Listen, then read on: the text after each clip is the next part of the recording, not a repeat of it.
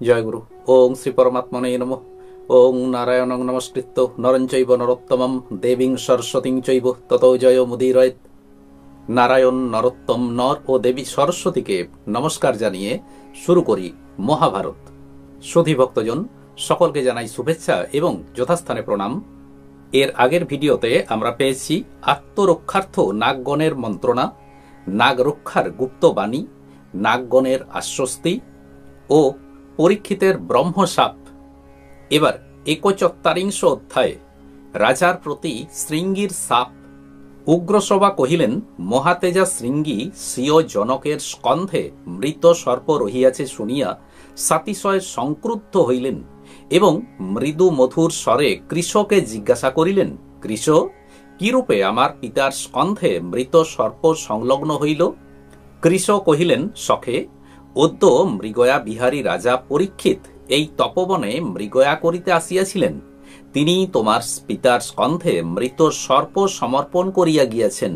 তখন শৃঙ্গী ক্রোধে দুই চক্ষু রক্তবর্ণ করিয়া কহিলেন, আমার পিতা সেই দুরাত্মা নরাধম রাজার কি অপরাধ করিয়াছিলেন? সত্য করিয়া বলো, আজি তোমাকে আমার তপবল দেখাইতেছি। কৃষ কহিলেন, অভিমন্যু তনয় রাজা পরীক্ষিত অদ্য মৃগয়া করিতে আসিয়াছিলেন। তিনি এক মৃগকে বাণবিদ্ধ করেন। বানাহত মৃগ প্রাণ ভয়ে দৌড়িতে লাগিল। রাজাও তাহার পশ্চাৎ পশ্চাৎ ধাবমান হইলেন। পরিশেষে রাজা পরীক্ষিত মৃগের অনুসরণ ক্রমে নিবিড় কাননে প্রবিষ্ট হইলেন। মৃগও ক্রমশ তদীয় দৃষ্টিপথের বহির্ভূত হইল। রাজা বহুক্ষণ অরণ্য মধ্যে পর্যটন করিয়াও তাহার অনুসন্ধান পাইলেন না। তখন তিনি খুদ পিপাসায় একান্ত কাতর হইয়া তোমার পিতার সন্নিধানে গমনপূর্বক বারংবার জিজ্ঞাসিতে লাগিলেন, মহাশয়, আপনি একটি সর্বিদ্ধ মৃগকে এ স্থান দিয়া পলায়ন করিতে দেখিয়াছেন। তোমার পিতা মৌন ব্রতাবলম্বী, সুতরাং ভালোমন্দ কিছুই বলিলেন না। তোমার পিতা মৌন ব্রতাবলম্বী, সুতরাং ভালোমন্দ কিছুই বলিলেন না। তন্নিমিত্ত রাজা ক্রুদ্ধ হইয়া নিজ সরাসনের অগ্রভাগ দ্বারা এক মৃত সর্প উত্তোলনপূর্বক তাহার স্কন্ধ দেশে সংলগ্ন করিয়া দিলেন। তোমার পিতা তথাপি সেইরূপ মৌনাবলম্বন করিয়াই রহিলেন। পরে রাজা পরীক্ষিত স্বীয় রাজধানী হস্তিনানগরে প্রস্থান করিলেন। শৃঙ্গী কৃষের মুখে নিরপরাধ পিতার এইরূপ অপমান বৃত্তান্ত শ্রবণ করিয়া কোপপরক্ত নয়নে আচমনপূর্বক রাজাকে এই বলিয়া অভিসম্পাত করিলেন, যে নৃপাধম মৌন ব্রতাবলম্বী মদীয় বৃদ্ধ পিতার স্কন্ধে মৃত সর্প সমর্পণ করিয়াছে, আমার বাক্যানুসারে তীক্ষ্ণ বিষধর পন্নগেশ্বর তক্ষক সপ্তরাত্রির মধ্যে ব্রাহ্মণের অপমানকারী সেই পাপাত্মাকে যম সদনে প্রেরণ করিবে। শৃঙ্গী রাজাকে এইরূপে শাপগ্রস্ত করিয়া গোচারণস্থ স্বকীয় পিতা শমিকের সন্নিধানে উপস্থিত হইয়া দেখিলেন, সত্যই তাহার স্কন্ধে মৃত সর্প রহিয়াছে। তিনি তদ্দর্শনে পুনর্বার সাতিশয় সংক্রুদ্ধ হইয়া মনোদুঃখে রোদন করিতে লাগিলেন। পরে স্বীয় পিতাকে সম্বোধন করিয়া কহিলেন, পিত, দুরাত্মা পরীক্ষিত বিনা অপরাধে আপনার এই অপমান করিয়াছে শুনিয়া আমি তাহাকে এই উগ্র শাপ প্রদান করিয়াছি যে পন্নগরাজ তক্ষক সেই কুরু কুলাধমকে দংশন করিয়া অদ্য হইতে সপ্তম দিবসে জমালয়ে প্রেরণ করিবে। শমিক কুপিত পুত্রের এই অহিতানুষ্ঠান শ্রবণ করিয়া কহিলেন, হে পুত্র, তুমি রাজা পরীক্ষিতকে শাপ দিয়া অতি কুকর্ম করিয়াছ। আমি ইহাতে প্রীত হইলাম না। তপস্বীগণের এরূপ ধর্ম নহে।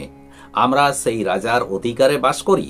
তিনিও ন্যায়পূর্বক আমাদিগকে রক্ষা করিয়া থাকেন, কখনো কোনো অত্যাচার করেন না।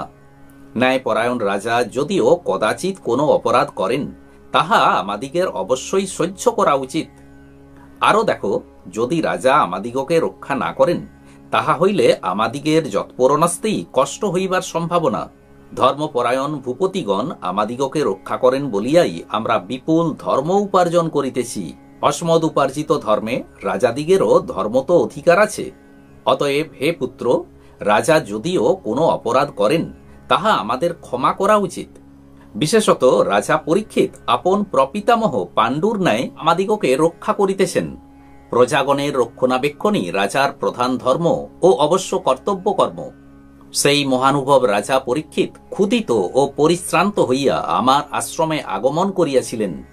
ইহা স্পষ্টই বোধ হইতেছে যে তিনি আমার মৌন ব্রতাবলম্বনের বিষয় না জানিয়া এই কুকর্ম করিয়াছেন, আর দেশ অরাজক হইলে তাহাতে সর্বদাই নানাবিধ দোষ ঘটে এবং লোক সকল উচ্ছৃঙ্খল ও উদ্বিগ্ন হইয়া কোন ধর্মকার্যের অনুষ্ঠান করিতে পারে না।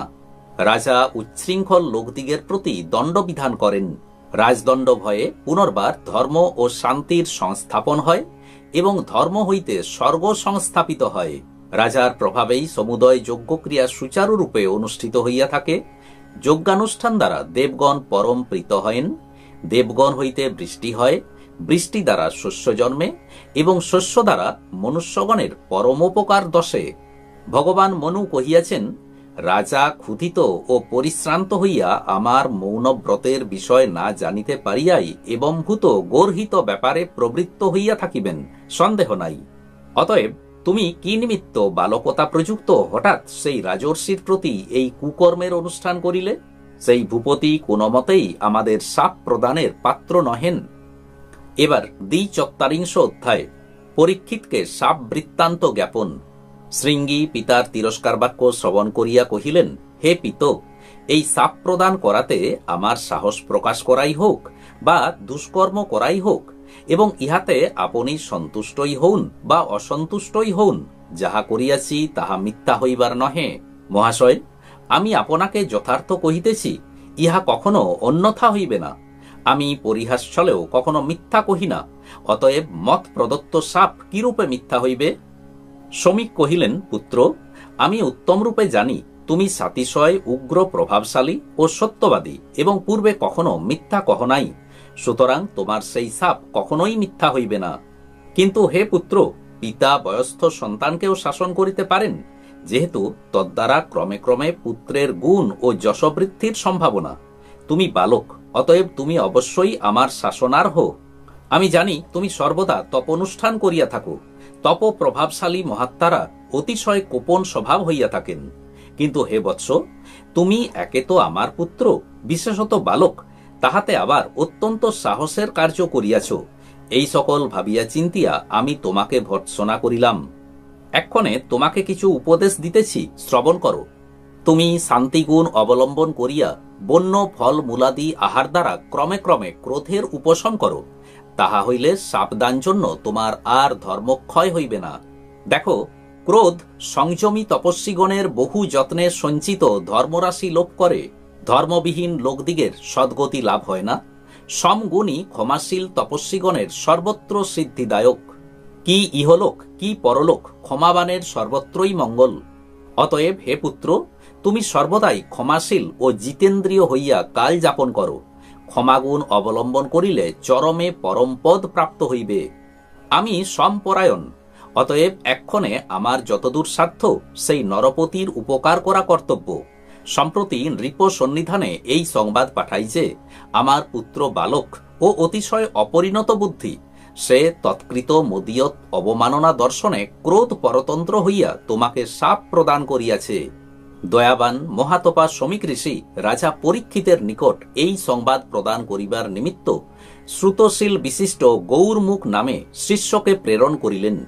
তিনি তাহাকে কহিয়া দিলেন যে তুমি অগ্রে রাজার ও রাজকার্যের কুশল জিজ্ঞাসিবে, তৎপরে এই অশুভ সংবাদ দিবে। গৌরমুখ গুরুর আজ্ঞানুসারে অবিলম্বে হস্তিনানগরে উপস্থিত হইয়া অগ্রে দ্বারপাল দ্বারা সংবাদ দিলেন, পরে রাজভবনে প্রবেশ করিলেন। রাজা তাহাকে দেখিয়া পরম সমাদরপূর্বক পাদ্য অর্ঘাদি দ্বারা পূজা করিলেন। গৌরমুখ রাজকৃত সৎকার গ্রহণ ও কিয়ৎক্ষণ শ্রান্তি দূর করিয়া সমীকোপদিষ্ট বাক্য সকল অবিকল কহিতে লাগিলেন। তিনি কহিলেন, মহারাজ, শান্ত দান্ত পরম ধার্মিক শমিক নামে এক মহাতপা মহর্ষি আপনার অধিকারে বাস করেন। আপনি সরাসনের অগ্রভাগ দ্বারা সেই মৌন ব্রতাবলম্বী মহর্ষির স্কন্ধে এক মৃত সর্প অর্পণ করিয়া আসিয়াছিলেন। সম গুণাবলম্বী মহামুনি শমিক আপনার সেই অপরাধ ক্ষমা করিয়াছিলেন, কিন্তু তদীয় পুত্র শৃঙ্গী সাতিশয় উগ্র স্বভাব। তিনি আপনার গর্হিত অনুষ্ঠান দর্শনে ক্রোধে অধীর হইয়া আপনাকে এই অভিসম্পাত করিয়াছেন যে সপ্তম দিবসে তক্ষক দংশনে আপনার প্রাণ বিয়োগ হইবে। শমিক মুনি শাপ নিবারণার্থ পুত্রকে যথেষ্ট অনুরোধ করিয়াছিলেন, কিন্তু কাহার সাধ্য যে সে সাপ অন্যথা করে? মহর্ষি কোপান্বিত পুত্রকে কোনক্রমে শান্ত করিতে না পারিয়া আপনার হিতার্থে আমাকে এই সাপ সংবাদ দিতে পাঠাইলেন। রাজা পরীক্ষিত গৌরমুখের মুখে এই দারুণ সংবাদ শুনিয়া এবং আপন দুষ্কর্ম স্মরণ করিয়া অত্যন্ত বিষণ্ণ হইলেন। মুনিবর শ্রমিক মৌন ব্রতাবলম্বী ছিলেন, এই নিমিত্তই তাহাকে প্রত্যুত্তর প্রদান করেন নাই। ইহা শুনিয়া রাজার শোকাগ্নি দ্বিগুণ প্রজ্বলিত হইয়া উঠিল। তিনি তখন ভাবিতে লাগিলেন, শ্রমিক মুনি এমত শান্ত স্বভাব যে তিনি মৎকৃত তাদৃশ অপমান সহ্য করিয়াও দয়া প্রদর্শন করিয়াছেন। হায়, আমি কি কুকর্ম করিয়াছি! সেই পরম কারুণিক মুনিবরের উপর তদ্রূপ অত্যাচার করা আমার নিতান্ত অন্যায় হইয়াছে। এই ভাবিয়া রাজার আর পরিতাপের পরিসীমা রহিল না। রাজা বিনা অপরাধে সেই মুনিবরের তাদৃশী অবমাননা করিয়াছেন বলিয়া যেরূপ শোকার্ত হইলেন, আপনার মৃত্যুবার্তা শ্রবণে সেরূপ হইলেন না। অনন্তর রাজা গৌরমুখকে এই বলিয়া বিদায় করিলেন যে, মহাশয়, আপনি অনুগ্রহ করিয়া সেই মুনিবরকে এই কথা বলিবেন যেন তিনি আমার প্রতি সুপ্রসন্ন থাকেন। রাজা এইরূপে গৌরমুখকে বিদায় করিয়া নিতান্ত উদ্বিগ্ন মনে আপন মন্ত্রীগণ সমভিব্যাহারে মন্ত্রণা করিতে লাগিলেন। মন্ত্রণানন্তর এক স্তম্ভ সুরক্ষিত প্রাসাদ নির্মাণ করাইয়া তথায় নানাবিধ ঔষধ, বহু সংখ্যক চিকিৎসক ও মন্ত্রসিদ্ধ ব্রাহ্মণগণ নিযুক্ত করিলেন এবং সেই প্রাসাদে সুরক্ষিত রূপে অবস্থান করিয়া মন্ত্রীগণ সমভিব্যাহারে রাজকার্য সম্পাদন করিতে লাগিলেন। তাহার সমীপে কেহই গমন করিতে পারিতেন না। অধিক কি কহিব, সর্বত্রগামী বায়ুরও সে স্থানে সঞ্চার রহিল না। বিদ্যা বিশারদ দ্বিজোত্তম কাশ্যপ মুনি শ্রবণ করিয়াছিলেন যে রাজা পরীক্ষিত ভুজঙ্গ শ্রেষ্ঠ তক্ষকের দংশনে প্রাণ পরিত্যাগ করিবেন। তন্নিমিত্ত তিনি মনে মনে বিবেচনা করিয়াছিলেন যে তক্ষক রাজাকে দংশন করিলে আমি মন্ত্রৌষধি বলে তাহাকে সঞ্জীবিত করিব। তাহা হইলে আমার ধর্ম ও অর্থ উভয়ই লাভ হইবে। পরে নির্ধারিত সপ্তম দিন উপস্থিত হইলে তিনি রাজাকে রক্ষা করিবার বাসনায় একাগ্রচিত্ত হইয়া রাজভবনে গমন করিতেছেন। এমত সময়ে বৃদ্ধ ব্রাহ্মণ বেশধারী নাগরাজ তক্ষক পথিমধ্যে তাহাকে দেখিতে পাইয়া জিজ্ঞাসা করিলেন, হে মণিবর, তুমি অনন্যমনা হইয়া এত সত্বর গমনে কি অভিপ্রায়ে কোথায় চলিয়াছ? কাশ্যপ কহিলেন, অদ্য কুরুকুলোৎপন্ন রাজা পরীক্ষিত উরগরাজ তক্ষকের বিষানলে দগ্ধ হইবেন শুনিয়া তাহাকে রক্ষা করিবার নিমিত্ত গমন করিতেছি। তক্ষক কহিলেন, হে ব্রাহ্মণ, আমি সেই তক্ষক। আমি অদ্য সেই মহিপালের প্রাণ সংহার করিব। তুমি ক্ষান্ত হও, আমি দংশন করিলে তোমার সাধ্য কি যে তুমি তাহাকে রক্ষা করো? কাশ্যপ কহিলেন, তুমি দংশন করিলে আমি স্বীয় বিদ্যা প্রভাবে অবশ্যই তাহাকে নির্বিষ করিব, সন্দেহ নাই। আজ এই পর্যন্তই। আসুন এবার শ্রী ভগবানের মহামন্ত্র জপ করি। হরে কৃষ্ণ কৃষ্ণ কৃষ্ণ হরে হরে, হরে রাম রাম রাম হরে হরে। নমস্কার।